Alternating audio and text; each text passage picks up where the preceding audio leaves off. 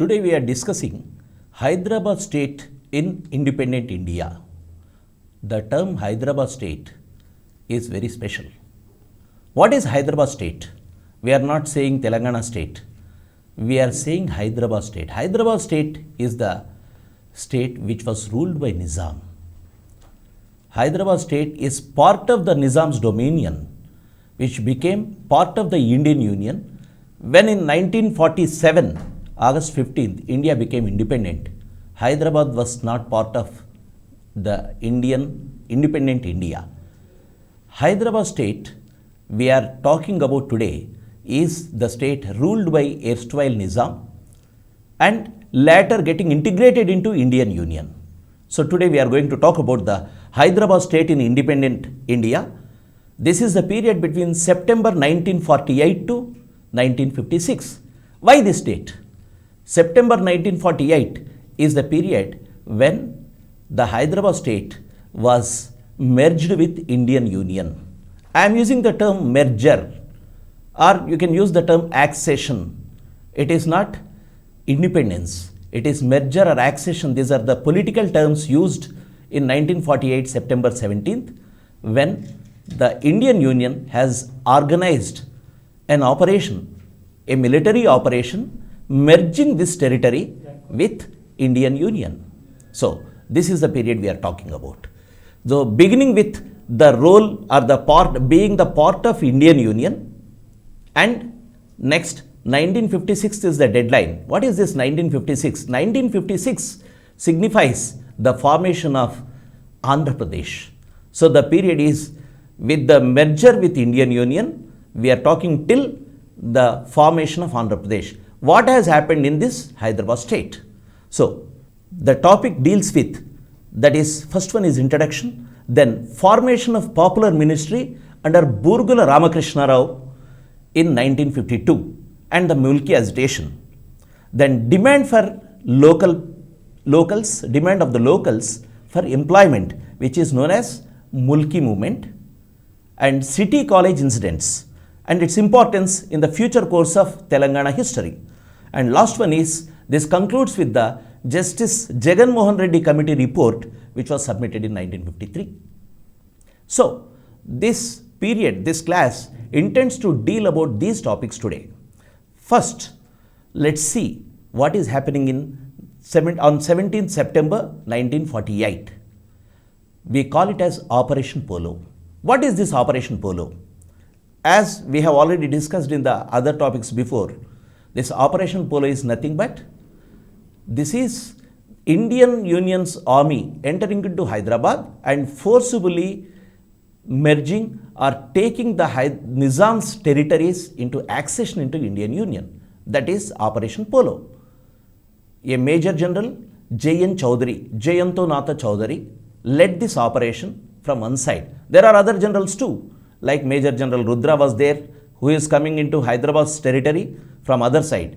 But this Major General J.N. Chowdhury entered Hyderabad for the first time. Actually, those who enter into the territory, enemy's territory or occupying territory first, will become the de facto ruler, or he will be asked to rule that area. That is the general military principle.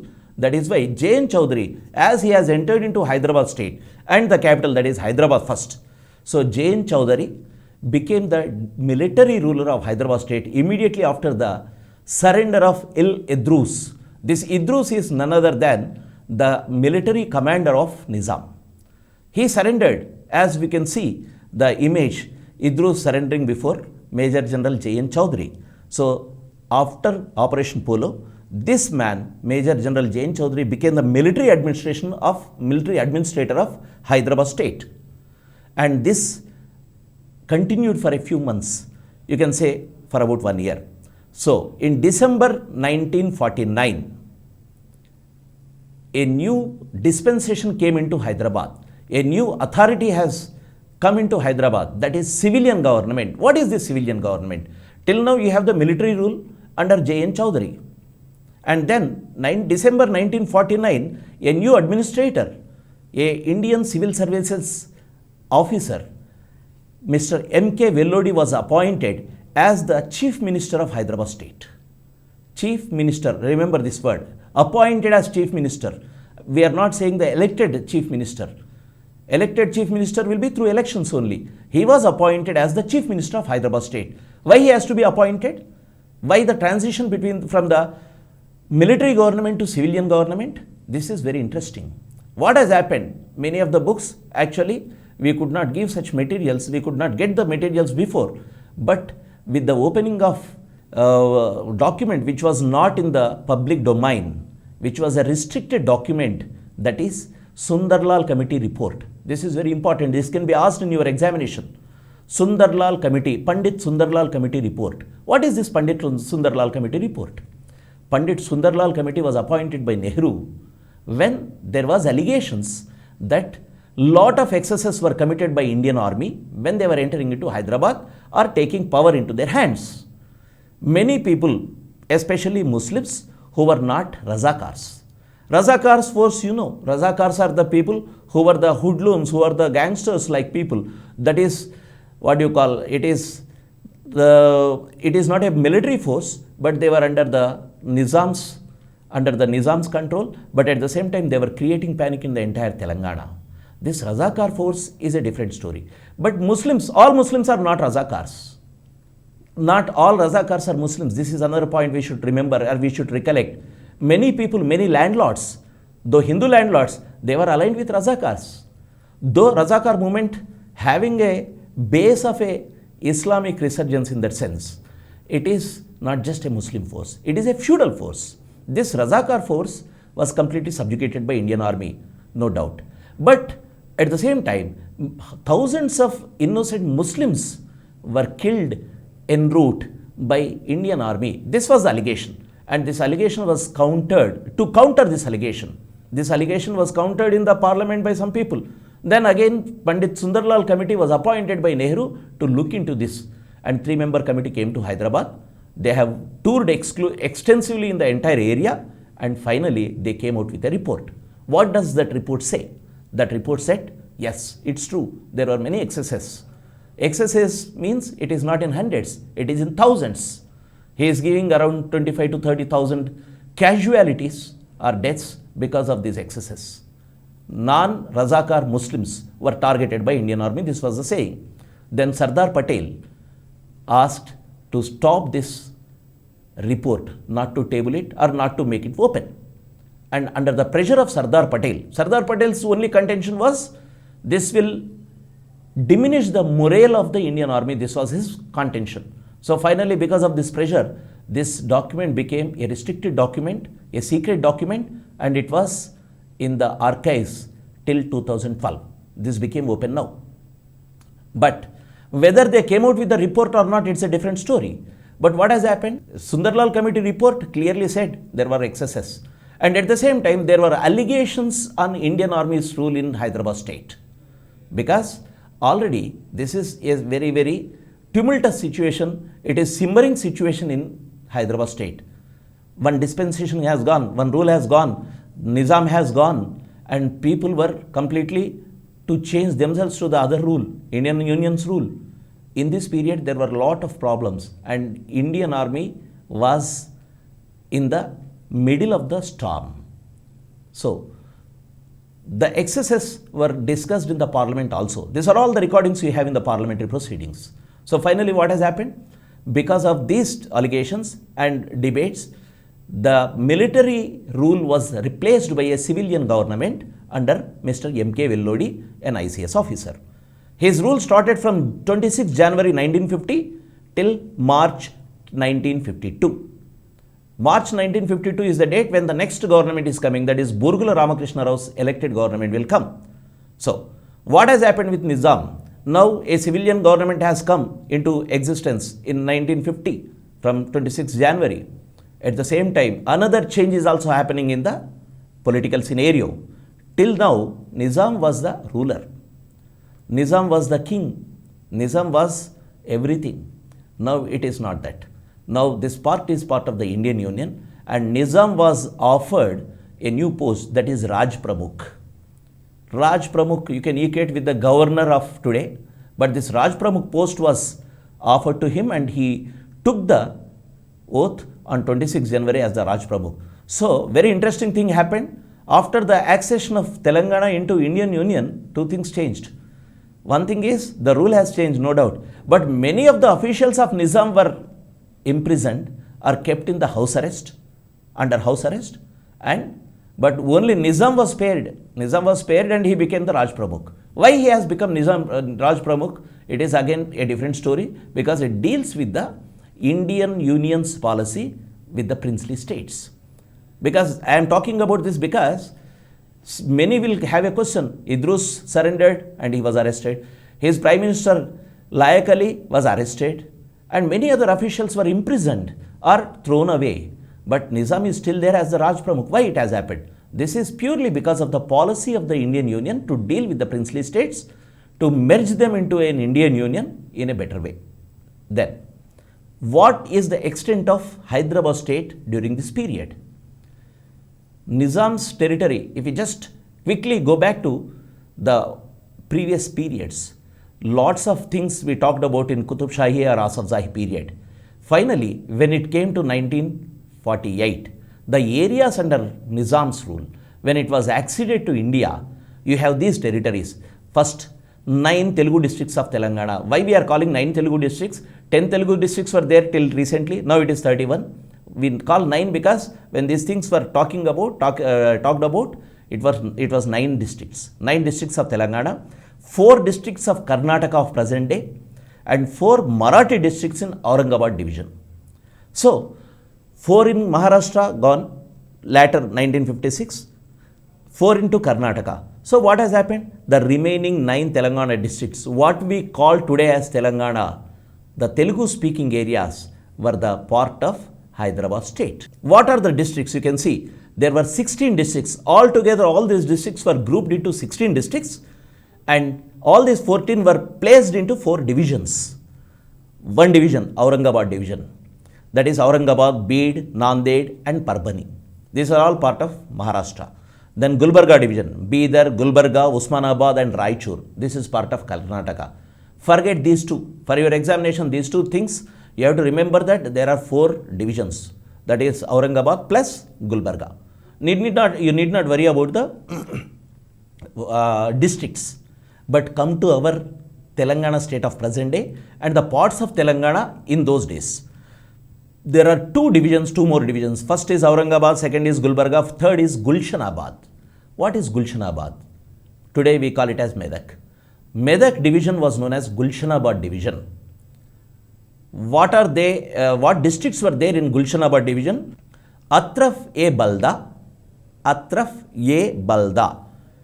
Atraf-e-Balda means proper Hyderabad. Next, Mahbub Nagar district, Medak district, Nalgonda district and Nizamabad district.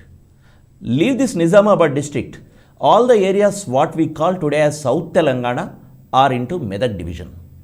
Then remaining North Telangana part were under Warangal division. So the 4th division is Warangal division. What is the Warangal division?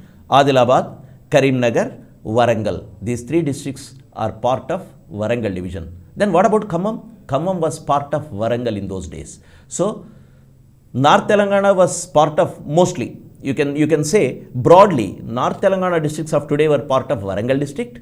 Remaining left is Nizamabad. And South Telangana districts were under Gulshanabad division, that is Medak division. In your examination, this name Gulshanabad can be asked in your prelims. So remember this word, Gulshanabad. So this is the extent of our Hyderabad state in 1952. Then comes the first general election in 1952. Our Indian Constitution came into existence in 1950, 26 January, you know. Then comes this first general election happening in the state, that is Hyderabad state, and 1952 has given the first elected chief minister to Hyderabad state, that is Burgula Ramakrishna Rao. Burgula Ramakrishna Rao, born in Telangana, educated, went up to Princeton College, Mumbai and everywhere. He studied law and he was a practicing lawyer and a congressman.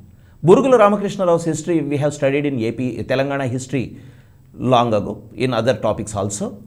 Burgula Ramakrishna Rao, very important and an active person in all the cultural, social and political activities of Hyderabad state starting from 1930s. We can see Hyderabad, Nizam Rashtra, Andhra Jana Sangam and all those periods. Next comes this Burugula Ramakrishna Rao's names everywhere. So, a socio-cultural plus political activist, Burugula Ramakrishna Rao, a leader in the Congress, became the first elected president of Hyderabad state in 1952. He took oath on 6th March 1952 and remained in power till October 56.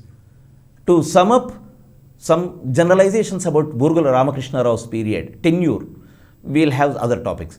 But to understand Burugula Ramakrishna Rao, he has taken very gloriously the power in the Hyderabad state. He led the Hyderabad state into an independent Hyderabad state, not a feudal Hyderabad state like Nizam. That is a very credible aspect. But very unfortunately, when he was resigned, when he was resigning, unfortunately what is happening? He has to leave and make way for a new territorial identity known as Andhra Pradesh. So, the only chief minister of Hyderabad state in independent India is Burugula Ramakrishna Rao.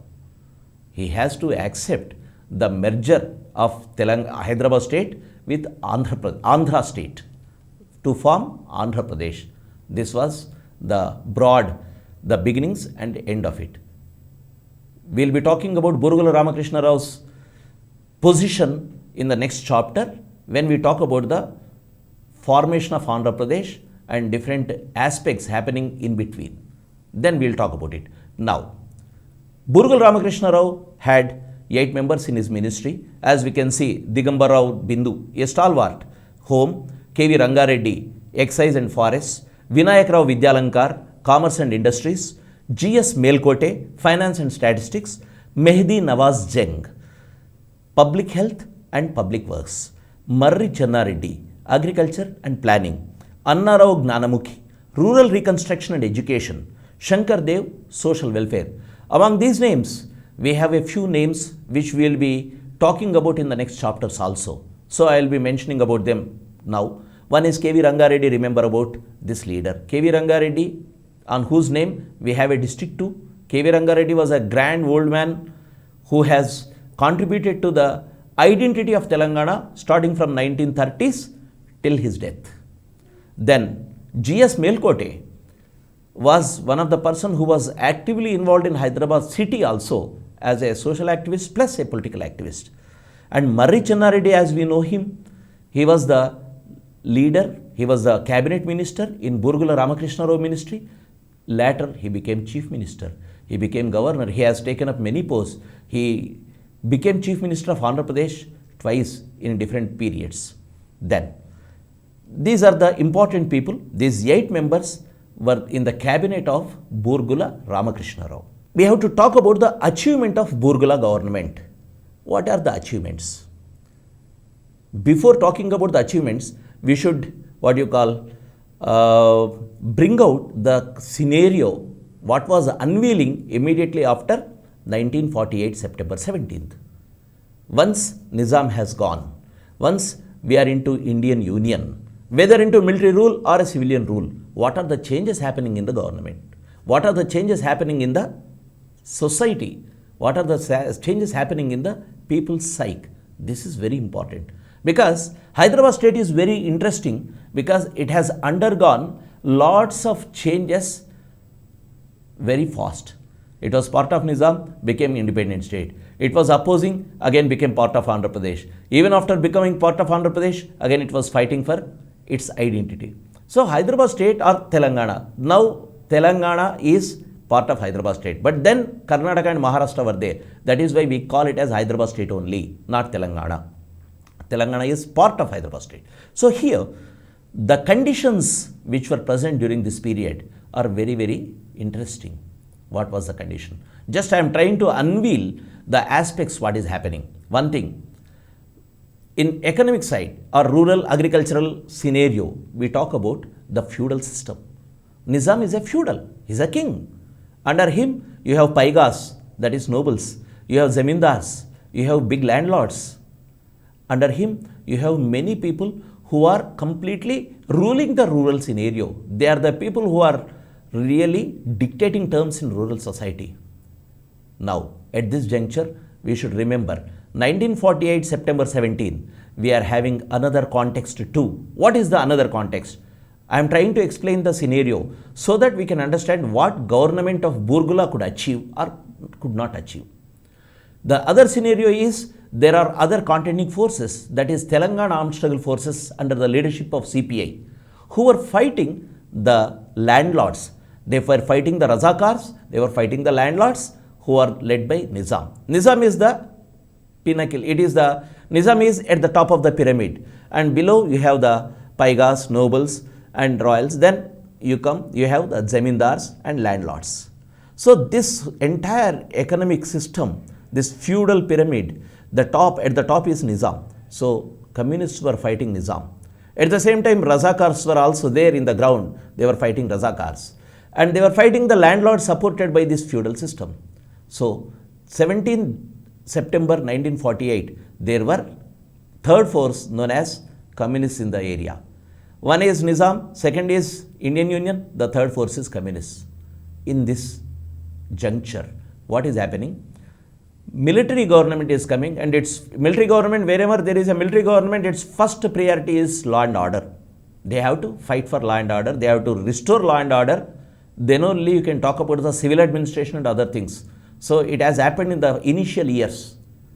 But at the same time, the state is very much concerned about the economic things also, because it is administration which is very important. Without administration, military can suppress a regime, military can remove a rule and replace the king, but without a proper administration, you can't have the next set of rule in this area.